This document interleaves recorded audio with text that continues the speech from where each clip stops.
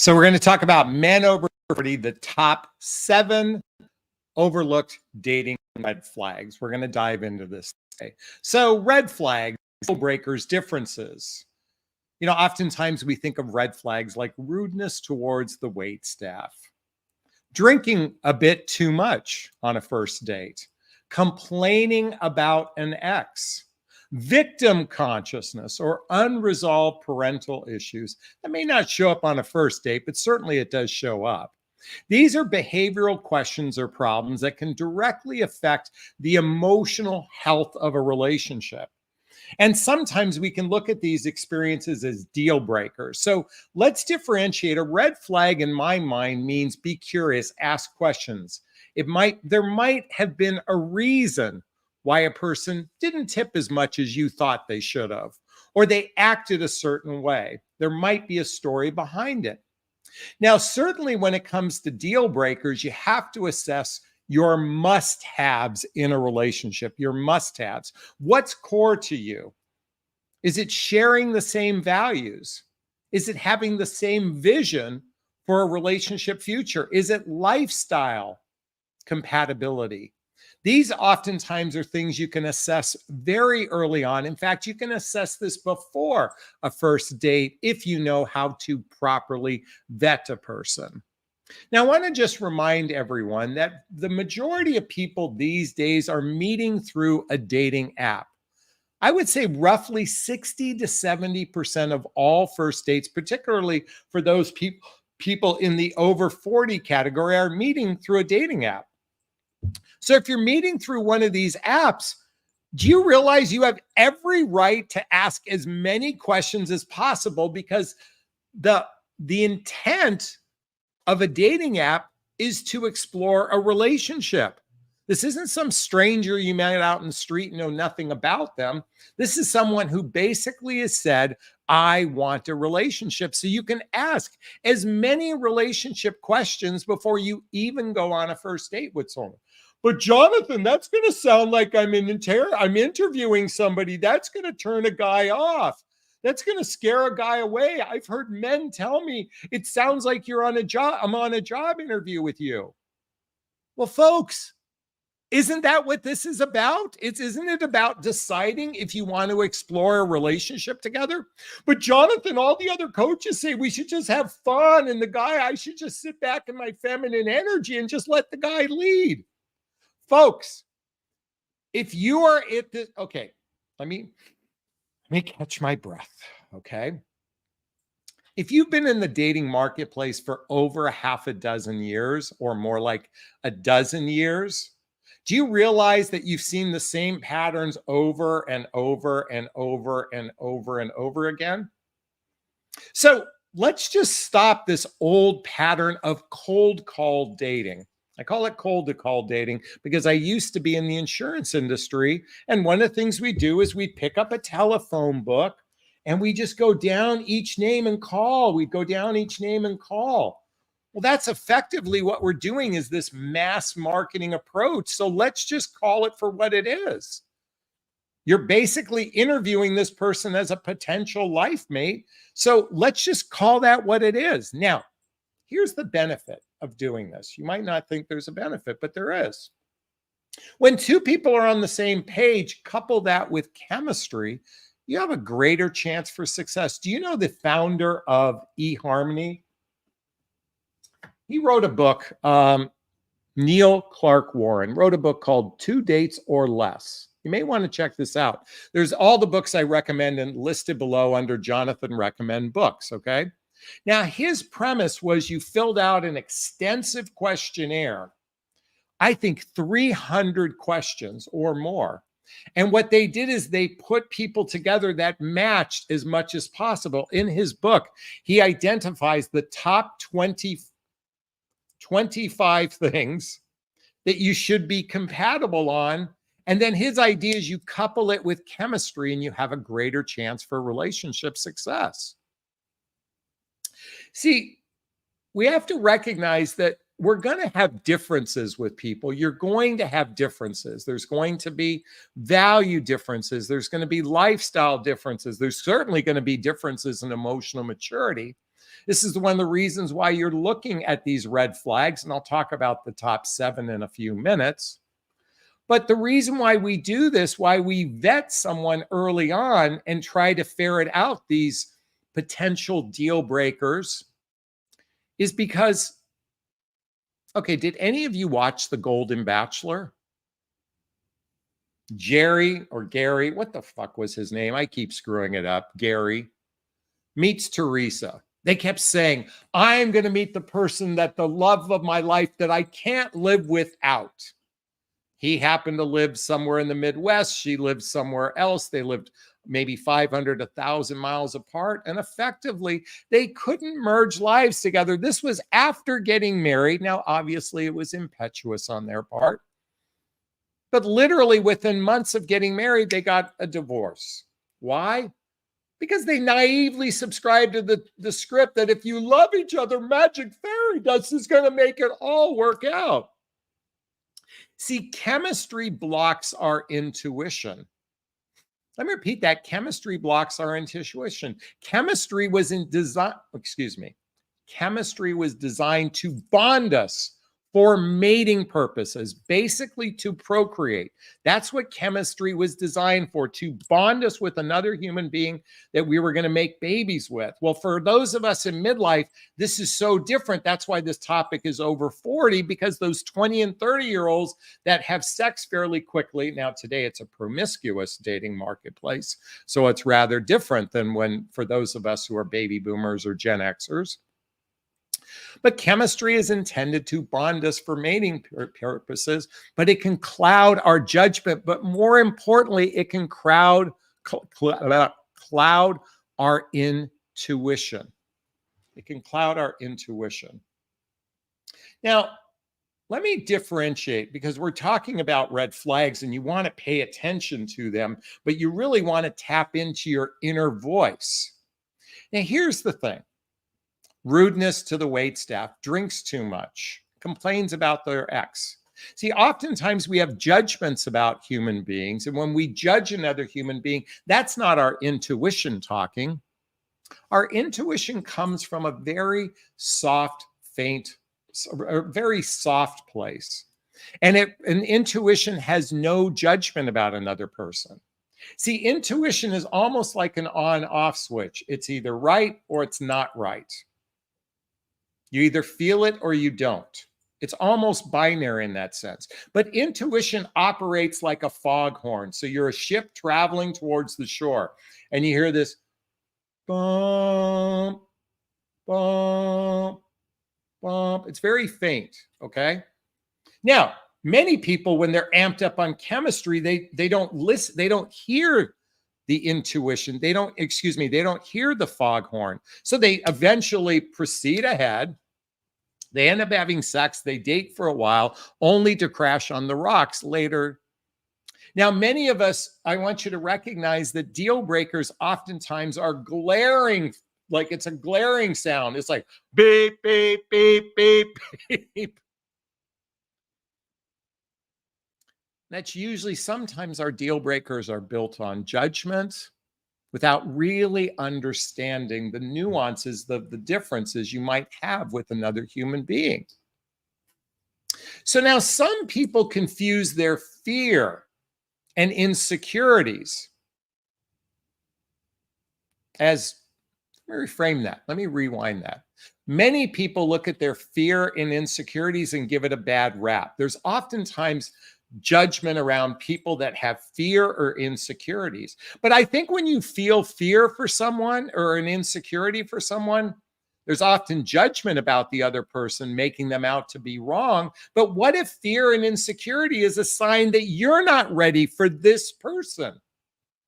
Let me repeat that. What if fear and insecurity is a sign that you're not ready for them? Instead of making it about them and criticizing them, maybe that fear and insecurity is a sign, that gnawing feeling that something tells you it's off, but something tells you you're off and you need a bit of work and a bit of healing.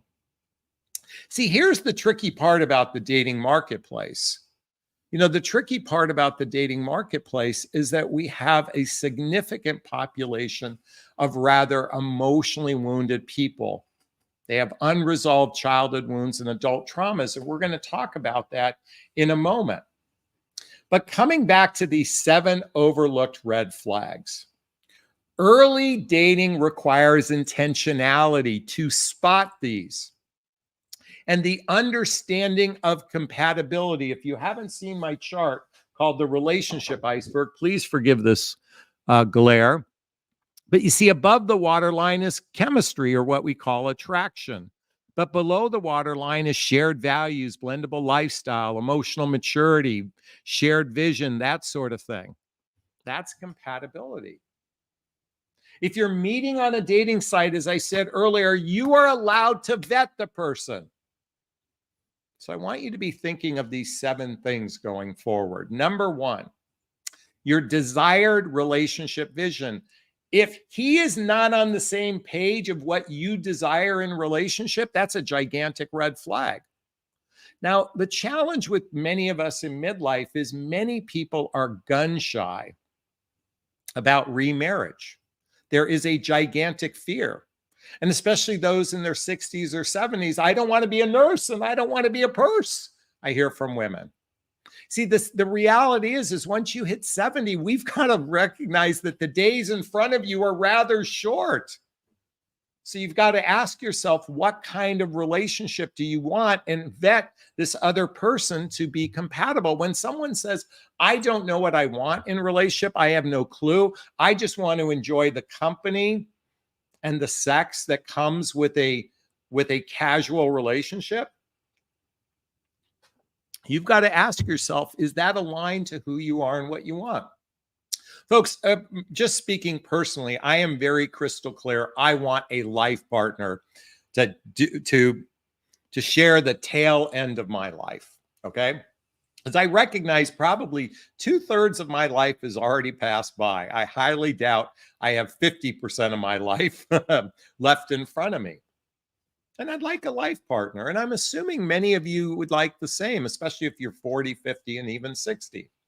Again, recognize when you're in your 70s, it is a different ballgame. We have to acknowledge that. And that's not to suggest you might not have a life partner, but the reality is we have a significantly wounded population by the time we get to that place where we have a lot of divorcees and widowers in that category, and many of them haven't healed. And we'll talk about that in a little more detail. So number 1, red flag, you don't share the same relationship vision, okay?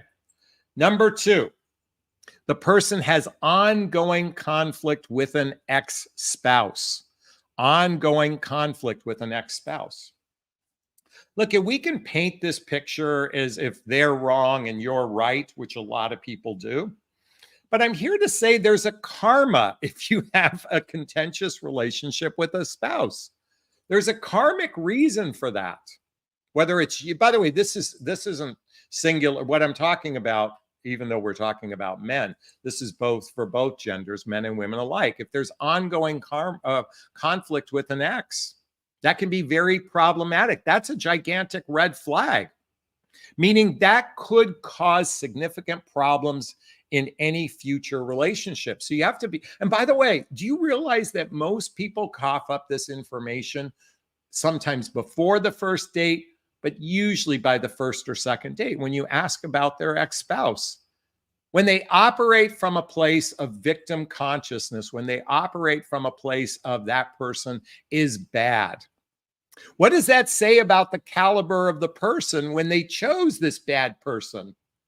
Now, I know we can rationalize it in a lot of different ways, but I do believe there's a karmic reason why people still have conflict with an ex-spouse. And I'd certainly be mindful of that going forward.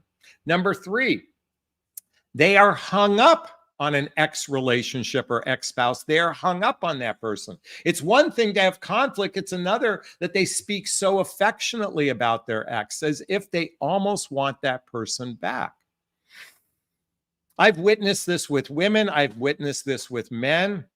Sometimes they disguise it in the conflict of that person, but you can tell that they're almost complaining about an ex from this. By the way, have you ever witnessed this? They complain about the ex almost in an affectionate way because they literally have not healed from that past relationship. They're still charged from the ex. So it doesn't necessarily have to be that they want the ex back, but they're still angry at the ex. They're still unhappy with the ex because they felt they were shortchanged in the relationship, so they were hung up on the ex.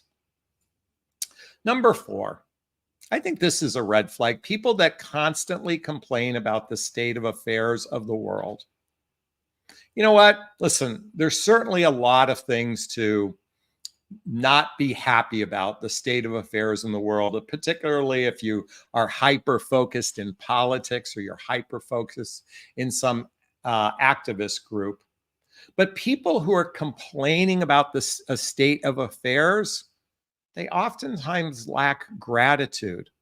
And gratitude is a fundamental piece of a healthy, happy relationship, is a necessity to build a healthy, happy relationship. So if someone is constantly complaining about the state of affairs of the world, they oftentimes have a chip on their shoulder. They're bitter. They're jaded. Now, I'm not saying in all cases. I'm saying in some cases, you should be very mindful. Does this person have a gracious, grateful way of viewing the world, or do they have a pessimistic view of the world? The people that are pessimists, can we just be honest? They are fucking exhausting. And I'm sorry if I'm speaking to one of you out there right now, but I'm going to tell you pessimism is just exhausting. And there's probably some childhood trauma that has predicated that pessimism.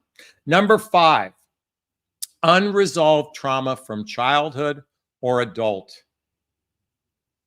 See, I want to just say something. We all have childhood wounds and adult traumas. We all do.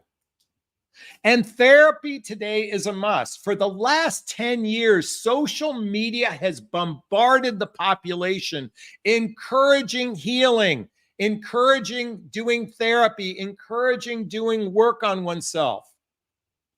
And whether you had a terrible childhood or a bad breakup, if you've done little or no work to heal, that's a gigantic red flag. I'm sorry. And by the way, we're dealing with a population that probably only 20% has done some significant work to heal childhood wounds and adult traumas, to heal over the ending of a relationship.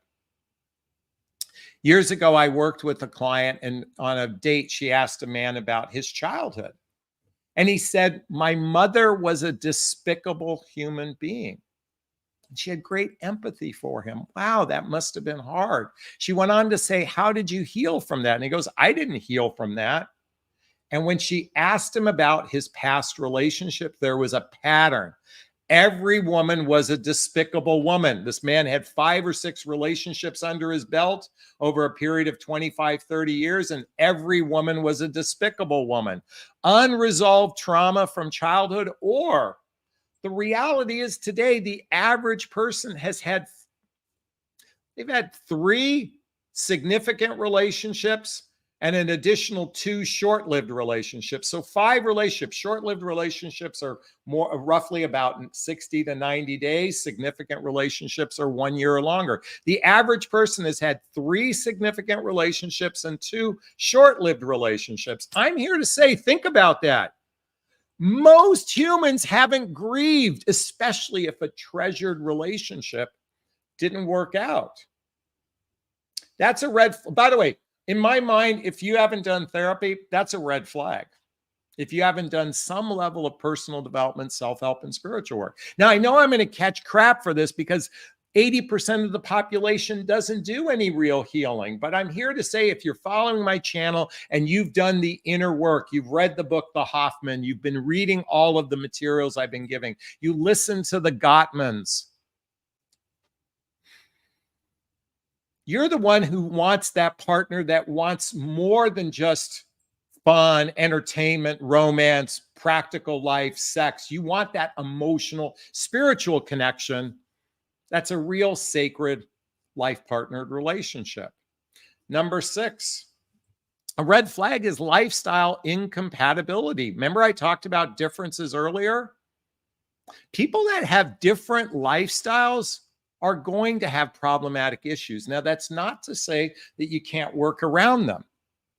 But be very careful with chemistry because you can overlook gigantic lifestyle differences. Coming back to the Golden Bachelor, I mean, these were unconscious human beings. He kept saying over and over, I have to meet the woman I can't live without. I want to meet the woman I can't live without. I want to meet the woman I can't live without.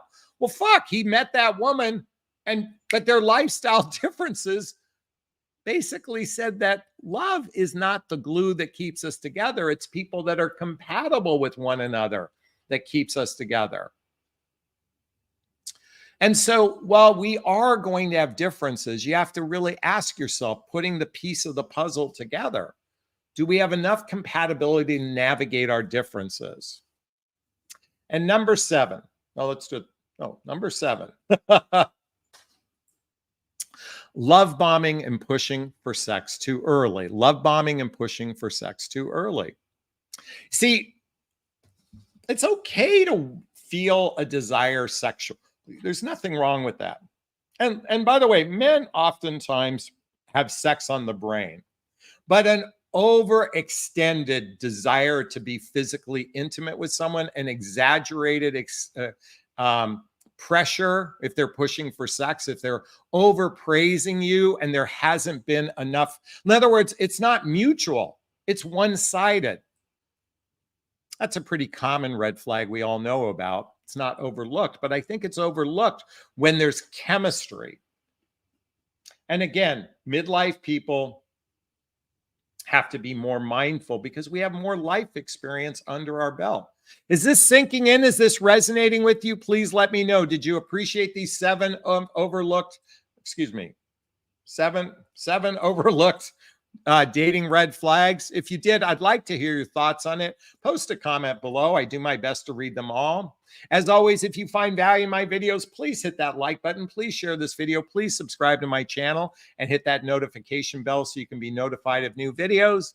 And if you want to connect with me directly, if you want to learn discernment, check out the link below to schedule a discovery call with me, to join my group called Midlife Love Mastery, to follow me on Instagram, to get the books I recommend, to get my dating vows, all listed below. All right, those who know my live format, it's time for Q&A. If you have a question, write the word question, then post the question thereafter. Or you can purchase a super sticker, super chat. All of the money, there's a little $ in the chat box. All the monies from the super sticker, super chat goes to a scholarship fund in the name of my son, Connor Asley. That's a picture of him right there with his brother, Colin. It's my son who passed away over 6 years ago. In his honor, we donate to causes like the Hoffman Process, Insight Institute, and scholarships to coaching as well. And our goal tonight is $50. $50 is our goal tonight. All right, before we take questions, I have an update on the dating scenario I talked to you about these last few videos, my last few live videos. So many of you know I had 2 dates with someone. And by the time I finished the second date, I really sat with my intuition and said, we're not aligned with each other. We're not a match. And I decided to trust my intuition. But what I didn't tell you, what I didn't emphasize was the following.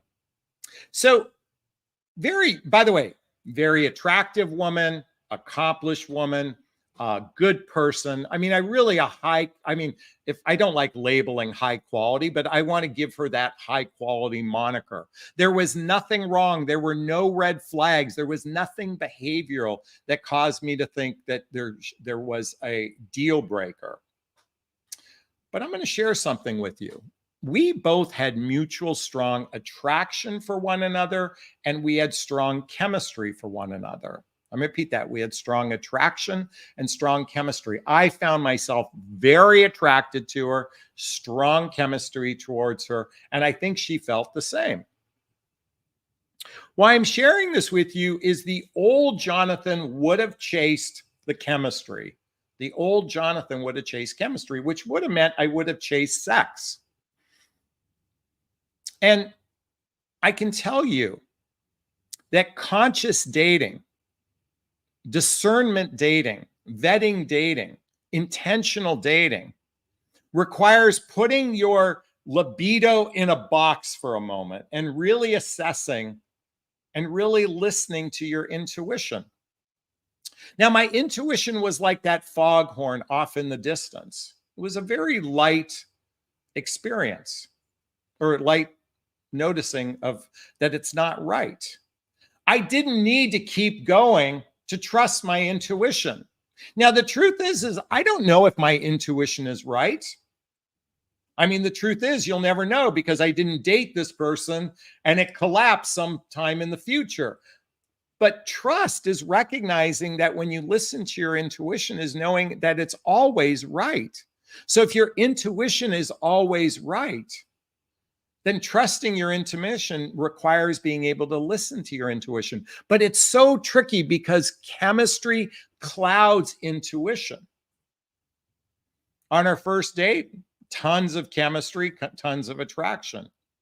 But then I meditated after our second date and I said to myself, you know what? I feel this just doesn't feel right. I felt my gut saying, yes, this could be an interesting experience. We might have a short-lived experience, but I didn't feel into something stronger. I didn't feel into something. Now, some would say, well, you need to give it more of a chance. But every person I've ever spoken to after a breakup always says there was something off. I didn't listen to my intuition. I didn't need to keep going on this. To trust my intuition was my point. When your intuition says no, I think Alan Cohen wrote, it's either a heck yes or a heck no. I think it was Mark Manson said, it's a fuck yes or a fuck no. Where's Mark Manson's book? If you haven't read the article from Mark Manson, he wrote the book, The Subtle Art of Not Giving a Fuck. Okay? He calls it, if it isn't a fuck yes, it's a fuck no. See, your intuition is speaking to you. The problem is for many of us, or many of you, the chemistry clouds the intuition. So I was speaking to my coach today and she says, Jonathan, do you realize you practice now what you preach? I mean, you literally had to put your libido in check. You had to put that chemistry in a box and say, no, I'm going to listen to my intuition. And just like many of my clients who have experienced a treasured relationship that ended, I went through that a year ago and I had to grieve a relationship. The reality and heal from the grieving. So just as I talked about before, unresolved childhood wounds and traumas, I had to heal a relationship. Now there's still residue. I'm still aware of that. There's residue. But guess what? My son passed away. And I'm always going to have residue of that. We always have residue from our past. It's partly that helps us become more of who we are in the present and the future. But I'm here to say, when that chemistry takes over, you have to put it in a box and sit with your intuition from a very calm place. Can anyone relate to what I'm saying? I'd like to hear your thoughts. Post a comment below. All right. Hey, I'd love some donations to the Connor Asley Scholarship Fund. Also, if you want to join the Hot Seat Live, I post a link there as well. I noticed some questions that came in a few minutes ago. So let me find this one from Cheryl Smith. Related to your podcast on men go through these 5 stages before they commit, how do you strike the balance between accepting someone for who they are and getting your own needs met? That's a great question. So first off, getting your needs met oftentimes requires making requests. And if your partner is unable to meet your needs, then you already have a gigantic difference with someone if they're incapable of meeting your needs. Accepting someone for who they are, again, we have to look at behavioral differences like maybe they're angry, maybe they're petty, maybe they're jaded, maybe they're bitter. See, I'm here to say I'm attracted to people who have a gracious, appreciative nature, not a jaded, bitter victim consciousness. So I differentiate between victim consciousness and victor consciousness, okay? And for the most part, from a behavioral perspective, so long as they have victor consciousness, so my friend Ariel Ford, who wrote the book Wabi Sabi Love, talks about differences. And she tells the story about a husband and wife. And the husband every Sunday morning goes to the grocery store, buys himself poppy seeds bagels, puts it on the kitchen counter, spreads his cream cheese on it, leaves the kitchen counter, tons of poppy seeds all over the place. Okay. And the wife says, will you clean that up? And he doesn't do it. And the next time, can you clean it up? And doesn't do it. And this goes on for years. And one day she had a change of perspective. She thought to herself, what would life be like if there were no poppy seeds on the kitchen counter? And she said, my husband would be dead. And so in that moment, she accepted that this is, and by the way, she cleaned the counter. It's just, this is just a difference. We could argue and make him out to be wrong. Okay. We could argue that. I mean, I know many of you women could crucify him, but she's like, you know what? Cleaning up some poppy seeds is worth all of the other things I get out of this relationship. So sometimes we have to accept that a guy might forget to put the toilet seat down. Are we going to break up over those things? We have to accept that sometimes people view the world differently, but what requires most, coming back to your needs being met, is simply expressing a need. If a partner can't meet your need or is unwilling to meet your need, it's probably not the right partner for you. But accepting a person for who they are, sometimes we just have to recognize people operate differently. Cheryl, does that help? I hope it does. All right, let's keep going.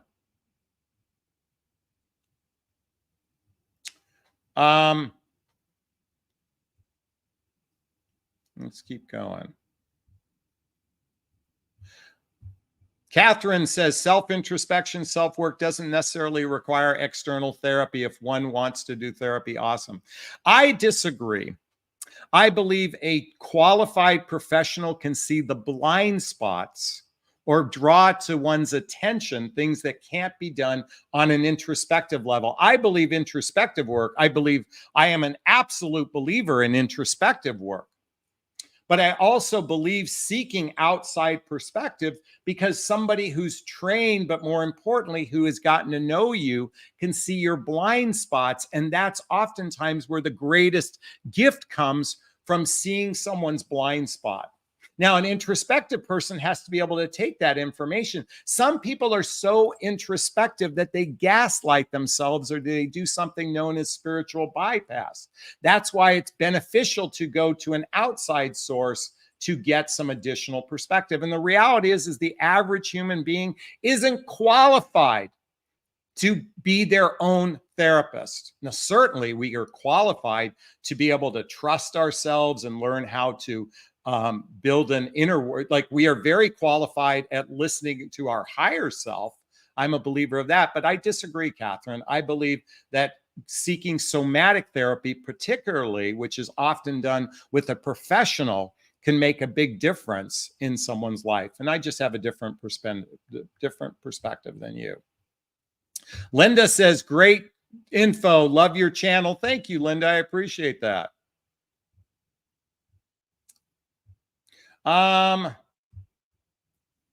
Wanda knows, how long should it take to stop grieving an ex that passed away when you have good memories with them and a connection? It's not something that can be done with time.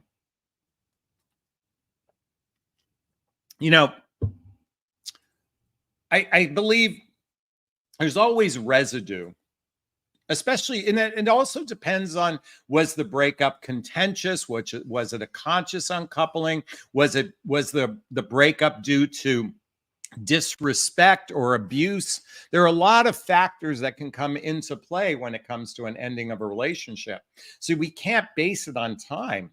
I think it's based on how much love you can give oneself, that inner forgiveness you can give oneself, and going through the stages of grief. I know in my own life, I bypassed anger. I have a very hard time with anger. And yet, bypassing, one piece of the puzzle can delay the true growth that comes at the other end of going through the deep pain. when a treasured relationship ends, it can be incredibly painful. It could be so painful because it could feel like a betrayal. And grieving it properly could take, I mean, it could take months, it could take years, it could take decades for some people. Depends on how much anger you harbor towards the other person. You can be angry, but you don't have to harbor anger towards another person. That's usually the big hangup, is when there's anger towards another person. Thank you for that question. DZ says inner knowing is always right. I would agree, but many people confuse inner knowing because they're oftentimes, see, the ego is so insidious. The unhealthy ego is so insidious that very few people really have learned how to tap into their inner knowing. By the way, it's told that women have great intuition. If women had such great intuition, I wouldn't have a job. There wouldn't be one need for a dating coach out there. So whenever I hear women have an inner knowing, I think that's garbage. Just my perception anyway. All right, let's keep going.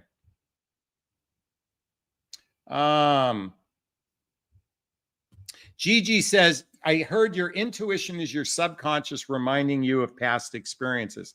That explains the low foghorn. See, I have a different perception on our intuition. I believe we either relive this life over and over and over again, like Groundhog Day is one possibility, or we get reincarnated. I believe that our intuition is our former self. That's what I think intuition is our former self. That's just a perception I have. I'm not married to it. It's just a thought exercise that I have. But I believe our intuition is our former self, which we call our higher self, that's giving clues, because especially if we relive this life like Groundhog Day over and over and over again. Just a thought. KH says, congratulations on working with your intuition. Very strong inner work. You know, it's tough when there's great chemistry and you're with a good person to really listen to your intuition. And what made my intuition, it wasn't coming from a place of fear or pain, and it wasn't coming from a place of judgment. It was almost as if I just gut knew something was off. This wasn't the right person for me to go down this thing we call dating, mating, or relating. So anyways, thank you so much. Busy says, I can relate to this, not for romance, but finding a new home in a terrible market for my area. Way to go.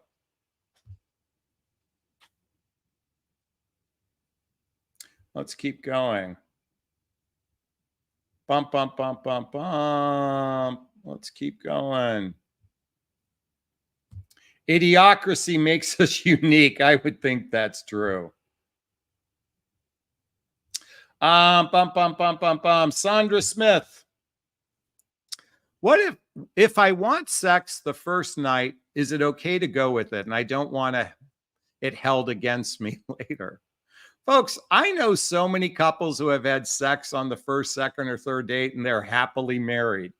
You know, when two stars align with one another and they're aligning in all facets, there's nothing wrong with it. I mean, but this requires to know thyself. If you get attached to someone that you barely know, then and you're going to have an issue with it, then you may want to hold off having sex early on until you've built a level of trust. But you can, by the way, we are free agents. We can do whatever we want. But guess what? If it doesn't happen, if there's not a second date, if you're okay with it, then you can do whatever you want. I'm a big proponent of that. Let me keep going.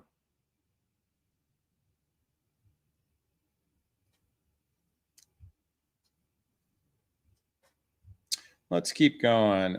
Bump, bump, bump, bump, bump. Question, what do you think of Karen Horney, her self-analysis? I'm not familiar with it, Ayşe. Are you Turkish, by the way, Ayşe? I'd be curious to know that. One of my mother's friends was Ayşe. Intuition feels different. You know, it's interesting because I'm certainly, I've had a lot going on in my life for the last few weeks, particularly as I'm going through another evolution. But my intuition has been around for years. I've been working and honing my intuition for the past decade. Now, interestingly enough, I'm aware when I didn't listen to my intuition. I mean, seriously, I was aware even in my last significant relationship, I didn't listen to my gut. So this time when I heard the same sound, that same foghorn, I know now because I've done so much work on myself that I'm better prepared to hear the light foghorn out in the distance. So certainly the last few weeks I've been going through this gigantic, I'm just sharing for those that have, been watching me for the last few weeks talking about this evolution. I believe my intuition is even far more honed in than ever before. But guess what? I have no way of proving it because I simply said no. But you know what? From a perspective of everything happens exactly how it should, then it's happened exactly how it should. Anyways, for those that have critical of me of that. McCoy Hill Farm. My spidey senses say watch and pay attention, then make a decision. We have an inner knowing we've got trained. See, spider senses, I think, usually is about fear, about danger, okay? And sometimes that fear and danger could be coming from unhealthy ego or judgment, okay? Intuition, I believe, is a very calm knowing. It's not, we could, but I think now I'm just differentiating between spider senses is usually to sense danger. That's the intent of Spider-Man's spider senses. So that's just my perception of it. Crystal says, we have intuition, but our neediness can be stronger. Very true. Our fears and insecurities can be stronger in our intuition, but guess what? If fear and insecurity is speaking up, then it really is a clue that you're not ready. It had nothing to do with the other person. It's all of, I believe fear and insecurities is a not readiness within you. Intuition just simply says that you're not right for each other. That's the big difference in my mind. Olga, I'm the same, Jonathan. I always say life partner commitment. If someone says casual, I run. Or if they're undecided, lots of wounded men out there, ladies too, but I agree, got to have the same goals. Folks, I don't like the narrative of the one, okay? I don't like the one because that sounds too airy-fairy. I like saying, I'm not looking for the one, I'm looking for a life partner. When you say I'm looking for a life partner, that's grounded in something solid. Somebody write this down. Life partner means it's something grounded in it's grounded in something solid. The one is airy fairy. I'm looking for the one. Well, guess what? You can meet the one, fall in love, and they could die next week. Does that mean that that's the one? Let's just focus going forward on something grounded, which is life partner. Porterhouse says Groundhog Day. By the way, I love a good porterhouse steak.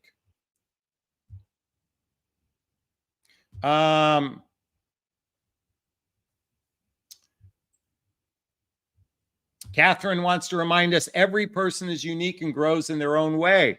Have to do what's worked for you. Absolutely. We are all on an individual journey. My suggestions aren't, by the way, let me be clear with everyone. What I'm suggesting is not the truth. It's just a perspective. There's a big difference. It's simply a perspective. You have to take what feels true for you. And if something feels true for you and it resonates with you, then work with that. And or be curious in the modalities I talk about. And I offer up so many different books, including my book, What the Heck is Self-Love Anyway? A Journey of Personal Development, Self-Help, and Spiritual Work. There's a link below to get a copy of my book. I offer up so many different modalities to invite you to find out for yourself what works for you. Okay. Annette Paul wants to say, great content. I appreciate that. Linda says, great advice today. Priya says, that's very interesting take, Jonathan. I do like that. Well, thank you. You know, I listen to many contemporaries talk about their perceptions, which to me is grounded in a very transactional way of approaching relationships. I'm going to share with you all. My philosophy is very much if the Buddha dated. I believe in a very spiritual, like what's the a handbook for finding love on a spiritual path. My work is centered for those that have a desire for a true emotional connection with someone, but more importantly, a spiritual divine connection with someone. And dating is strictly a vetting process to see if two people are on the same page. So thank you so much. Annette Paul, can you explain more about ego? How do I look at myself for that? So ego is about self, okay? Oftentimes it's self-preservation. We oftentimes to protect ourselves from harm because the reality is the world is a scary place. And the ego oftentimes puts a mask around ourselves to protect ourselves from harm. And it creates something known as rationalizations. Rational, Lies, In other words, it will create a story to fit a narrative, a lie within yourself to make you feel good about yourselves. Usually this is in the form of judgments of other people. Whenever we compare ourselves to other people, whenever we judge ourselves against other people, whenever we act in a place of blaming other people, that's oftentimes the ego protecting the self from real looking inward and saying, holy shit, I'm fucked up and I need help. Now, I don't mean it in that extreme, but the reality is that's why I said earlier, just pure introspective work doesn't work. It requires an outside source, in my opinion, especially for those that are not trained to guide you, but also see your blind spots. Speaking of blind spots, Power of Chi wrote just a moment ago, even though it was very disappointing experience dating him, I realized he revealed my blind spots. I was a people pleaser. So again, other people are a catalyst for our growth. We can't, by the way, I just don't believe we can just sit under the Bodhi tree like Buddha did and have to be self-actualized. I don't believe in that. I believe we need outside forces to help us with our growth. Anyway, hope that helped, Annette Paul. Beach Lover, by the way, what about some donations to the Connor Asley Scholarship Fund? I'd appreciate some love, please. Thank you so much.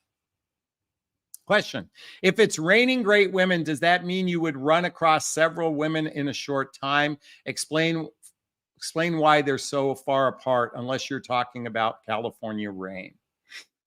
So the idea, it's raining great men, it's raining great women. The idea is to think in the form of abundance instead of scarcity, to think in the affirmative, not the fear-based scarcity way most people date. So it's not literal, it's raining great women or raining great men.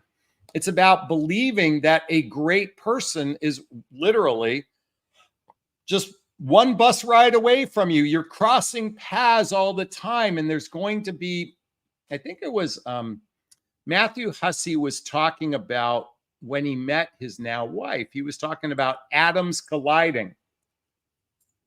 And oftentimes atoms collide, but we don't see this great person in front of us because there's work that needs to be done within ourselves to understand our attachment style, to know our triggers, to know our weaknesses, to know our fears and insecurities. And when faced with them, when presented with them, to face them head on.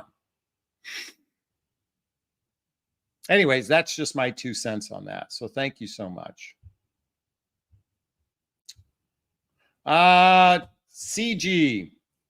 Have you ever considered creating a dating site or even a YouTube channel for people that want to understand your message to try to meet?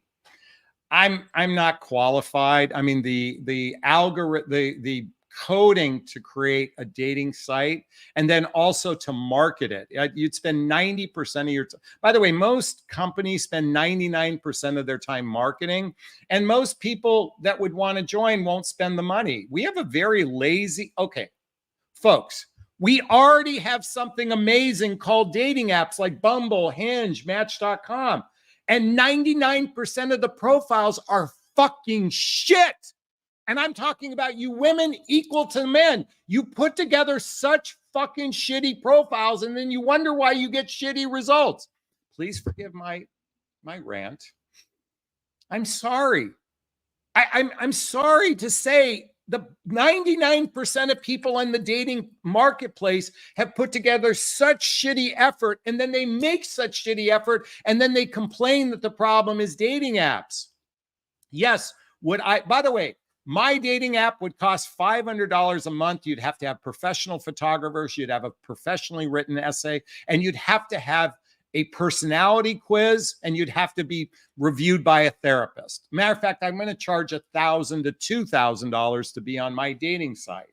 You have to be pre-qualified by a therapist. You have to have professionals do the work, and you're going to have a coach along the way. But 99% of people won't do that because they're apathetic. I don't believe in naivety anymore. I believe God, I get so riled up about this because I'm so sadly disappointed, particularly at women who claim they want a relationship and yet they put mediocre effort out there. I'm done with my rant, okay? By the way, I wonder how people, KH just gave us a $10 super sticker. Thank you for the love.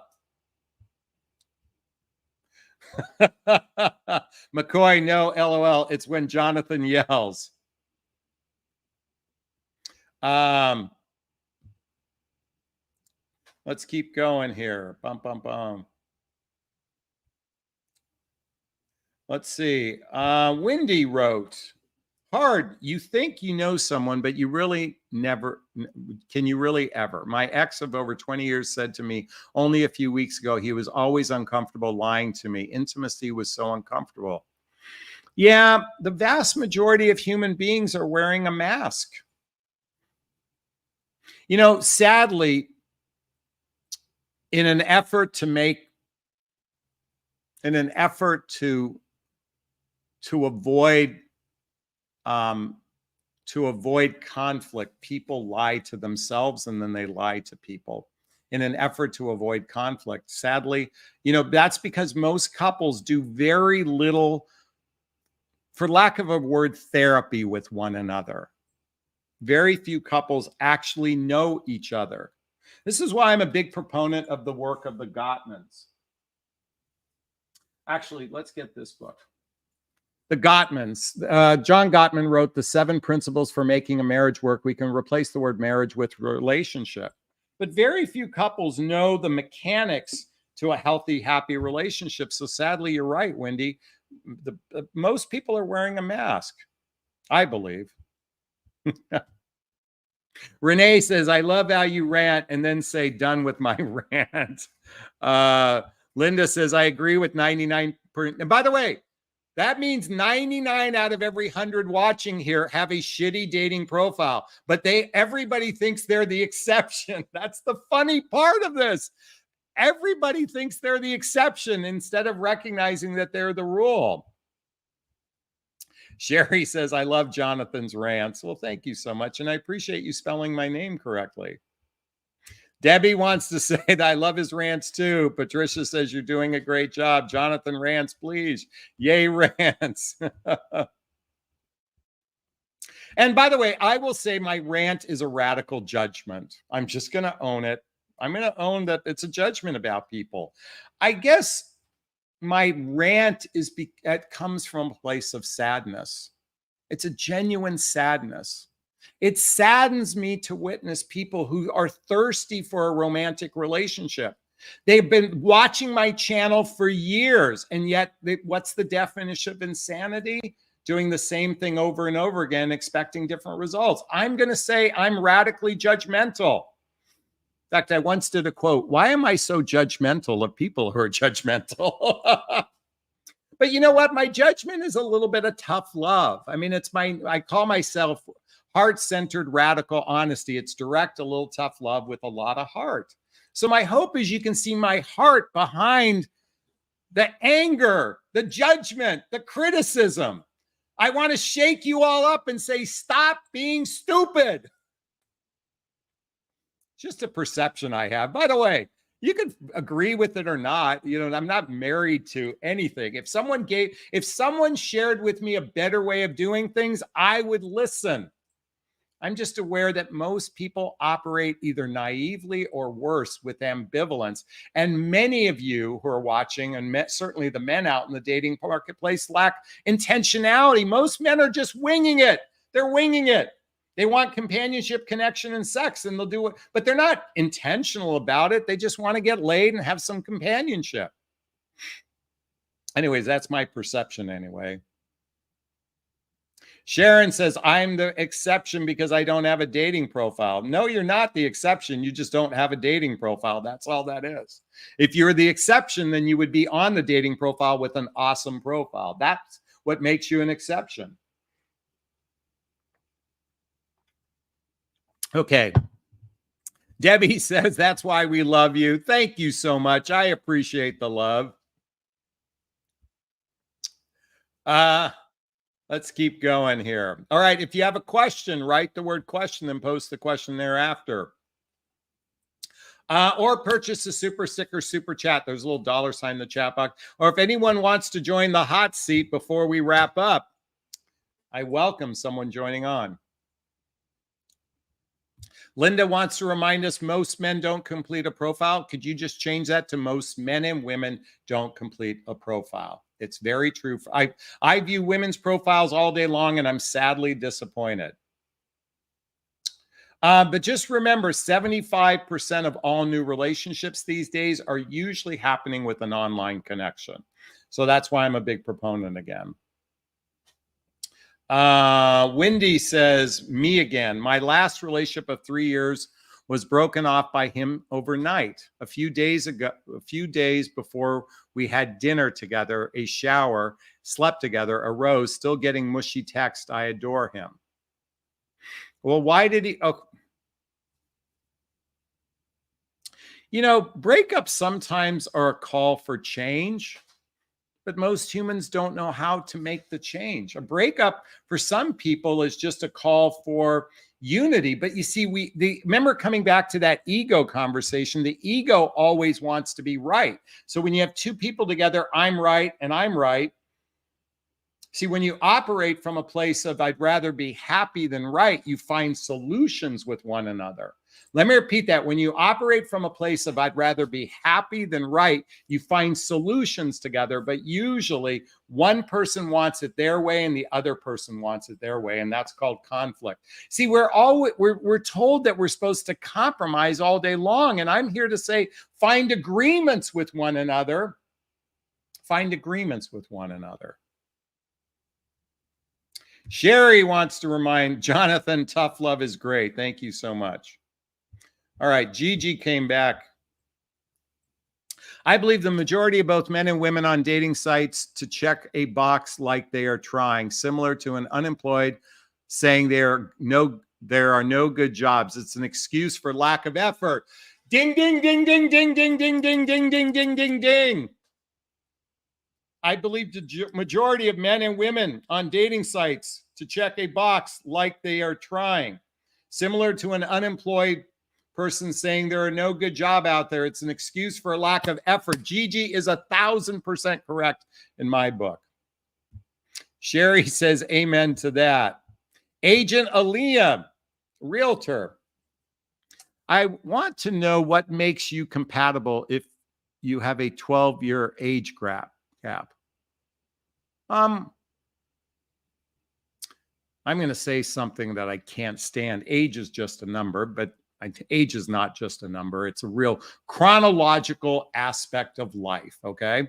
It just, what I think they mean by that is that you can have people that are 30 years old that have a physical appearance or a physical attributes of a 60-year-old, and you can have a 60-year-old with a 30-year-old attribute. As far as compatibility, what matters most is, do you share the same values? Are your lifestyles blendable? Do you share the same vision? And do you have the same emotional maturity? Age isn't predicated on any of those things. So that's the most important thing, so long as you have chemistry, shared vision, shared values, lifestyles that are blendable, and lastly, emotional maturity. If you have those, Agent Alina Realtor, you have them, the age gap doesn't matter. And the age gap can be 30 years old for all I care, so long as you have those in place. Is this sinking in? Is this resonating with you? Please let me know if it is. I'd like to hear your thoughts. Post a comment below. I do my best to read them all in the first 24 hours. As always, if you find value in my videos, please hit that like button. Please share this video. Please subscribe to my channel and hit that notification bell so you can be notified of new videos. And if you want to connect with me directly, there's links below to schedule a discovery call with me to see if working with a coach is right for you. There's a link to join my group called Midlife Love Mastery, where you can have direct access to me on a regular basis. You can get the books I recommend. You can get my dating vows. You can follow me on Instagram, all listed below. All right, I'm going to wrap up this video as I always do. First off, give myself a big, gigantic Jonathan Bear hug of self-love. I'm going to reach into the camera and give you a hug of love, if that's okay. I'm asking you to turn to someone, a pet, a teddy bear, a pillow. Give it or them a hug of love, because hugs are a great source of love. And let's face it, we could all use more love. I want to thank Debbie and Agent Alina, a realtor in Porterhouse. I'm in the midst of being human. That's the back of my book right there. I'm in the midst of being human. Porterhouse said that. Power of Chi, Diane, Renee, Stacy, Catherine, Sharon, Sandra, Wendy, McCoy Hill, Linda, Gigi, Wendy again. Let's see. Annette Paul, Crystal, KH, who donated tonight. Everyone, thank you for the love. Wishing you a super duper wonderful evening. Be well. Bye now. Bye.